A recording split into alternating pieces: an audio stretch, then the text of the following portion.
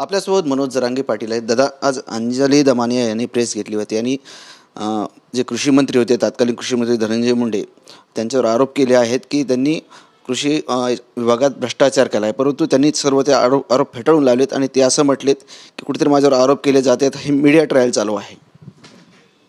नाही काय ते पेट्रोल लावते, काय त्याचं कामच आहे. ती खून झालेलं सुद्धा म्हणत नाही, त्यामुळे त्याचं काय त्याचं कामच आहे. ते संतोष देशमुखांचा खून झाला तरी तो म्हणतच नाही. म्हणजे इतका खोटारडा माणूस कधी असू नये. ज्या समुदायानं, ज्या मराठा समाजानं त्याला मदत केली, सहकार्य केलं, असं तोच म्हणतो. अडचणीच्या काळात, त्या काळी माझ्यावरती मोठं महासंकट घोंगावत होतं, त्यावेळेस मराठ्यांनी मला साथ दिली.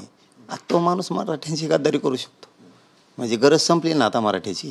तेव्हा गरज होती, आता गरज संपली. तो खोटं बोलणारच ना शेवटी. पण पाप लय दिवस थांबत नाही, पाप लय दिवस थांबत नाही. टोळी सगळी मध्ये जाणार म्हणजे जाणार. चौकशी होणार आणि जर नाही झाली, यांनी जर काही नष्ट केले पुरावेने बाहेर राहून, तर त्याला जबाबदार फडणवीस साहेब आणि अजितदादाच असणार. धनंजय मुंडे असे म्हटलेत की आम्हाला संतोष देशमुख यांना न्याय द्यायचा आहे, त्यांच्या मारेकऱ्यांना शिक्षा व्हायला पाहिजे. आणखी सापडतच नाहीत आरोपी. टोळी कोण चालवत होते याचे सुद्धा CDR निघायला पाहिजेत. 1-2 वर्षाचे तिथपासूनचे आत्तापर्यंत कशाला खतपाणी घातलं, गुंडगिरीला किती, दादागिरी किती पोचली त्याच्या टोळीनं.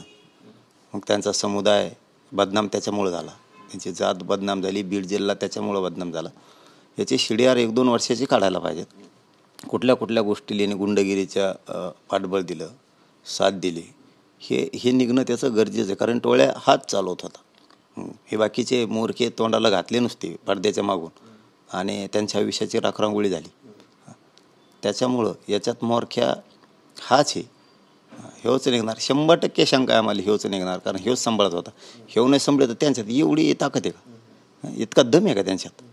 यांनीच बळ दिलं आहे. पण ते आता सगळं नायनाट होणार आहे. जर का सरकारमध्ये राहून काही पुरावे नष्ट झाले, काही आरोपी घायल केले, काही आरोपी लपवले, त्यांना काही पुरवठा केला आणि ह्यामधल्या काळात काही पुरावे नष्ट करायचं काम केलं, तर याला जबाबदार मुख्यमंत्री आणि अजितदादाच असणार. संतोष देशमुख यांचे बंधू धनंजय देशमुख त्यांनाही असं म्हटलंय की कुठेतरी पुरावे नष्ट केले जाऊ शकतात. भीतीच्या वातावरणात आहे कुटुंब ते. मग पहिल्यापासूनच ते गुंडगिरी थांबवतच नाही आहे. त्याला कितीतरी वेळेस सांगितलं त्या धनंजय मुंड्याला, तू एक टोळी थांबव. या टोळीमुळं समुदायाचंही वाटोळ होईल आणि तुझंही होईल. या टोळीमुळं ना तुला भान नाही राहिलं, या धनंजय मुंडेला भान नाही राहिलं त्याला. या टोळी आहे आपल्या मागं, असं त्याला वाटतंय.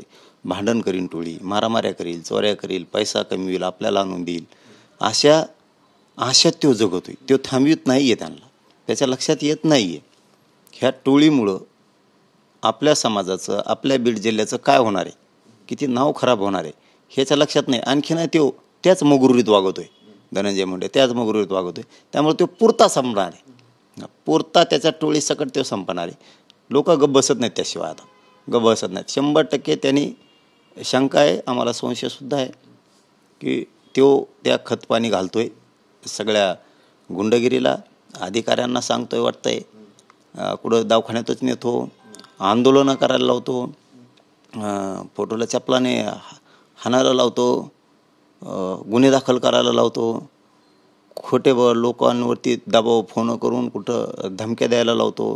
हे त्याचे जे प्रयोग आहेत ना, हे प्युअर त्याला मागात पडणार आहेत. आणि टोळीचं लोक नायनाट करते ना एखादीशी.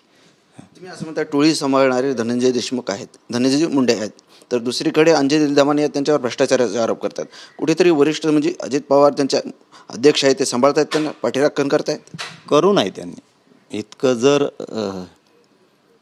काय म्हणते त्याला, गलिच्छ डागा याला जर लागले असले, नीती सोडून याला जर डागा लागले असले, तर अजितदादांनी फडणवीसांनी सांभाळू नये, खरोखर सांभाळू नये. कारण एक असा गट तयार झालेला आहे, थोडा लई नाही पण थोडा आहे.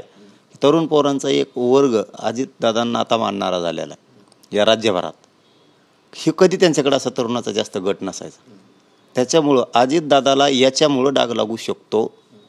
आणि एक तरुणाची फळी अजितदादांच्या विरोधात बिथरू शकते. कारण हे कलंकित आहे आणि तुम्ही याला सांभाळताय. सांभाळायला हरकत नाही, ते तुमच्या पक्षाचं आहे. पण इतके डाग लागले, इतकी गुंडगिरी, इतके खुनं, छेडछाडी, बलात्कारी झालेत, तरी तुम्ही त्याच्या पाठीशी राहताय. कुठल्या तरी कार्यक्रमात तो धनंजय मुंडे म्हणला होता की मी मेलो तरी उपकार अजितदादांचे फिटणार नाहीत, आणि मला जाळण धूर जरी निघाला तरीही इतके मला साथ दिली, मॅटर दाबलेत, असं काहीतरी म्हणलेलं आहे तो, की दाबलेत की मी कधीच उपकार विसरू शकत नाही. याचा अर्थ खूप भयानक होतो अजितदादा, की तुम्ही यांनी जर लोक मारून टाकले आणि तुम्ही जर त्याला साथ देऊन ते मॅटर दाबू लागत असलात, असाच अर्थ त्याचा होतोय. तर अवघड आहे.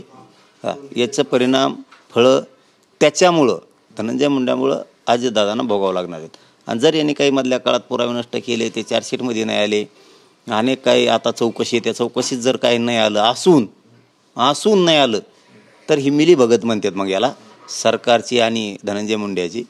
याला जबाबदार मात्र मग अजितदादाच असणार आहेत आणि फडणवीस साहेबच असणार आहेत. नक्कीच होते मनोज जरांगे पाटील. कॅमेरामन असगर अलीसह संजय सरोदे, TV9 मराठी, छत्रपती संभाजीनगर.